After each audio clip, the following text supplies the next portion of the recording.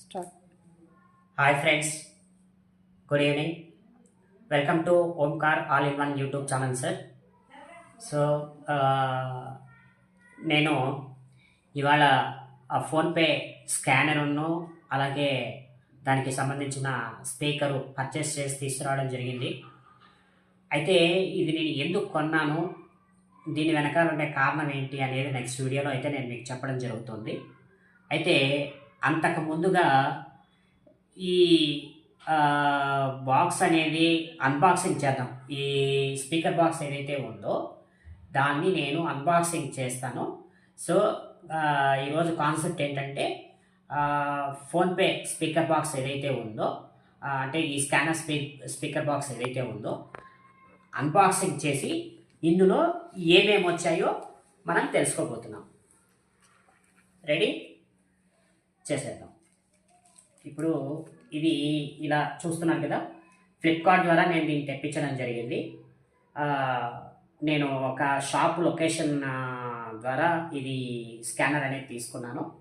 అయితే వాళ్ళు ఏం చేశారంటే అదే షాప్ లొకేషన్కి వచ్చారనమాట.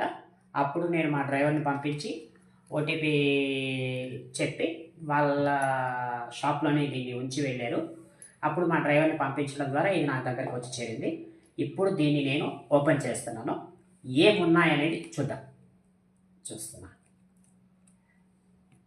కొంచెం లేట్ అవుతుంది, లెంత్ అయినా మీరు ఏమనుకోకండి. Okay,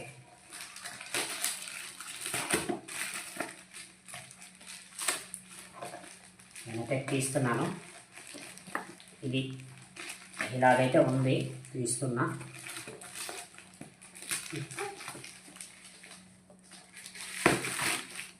right,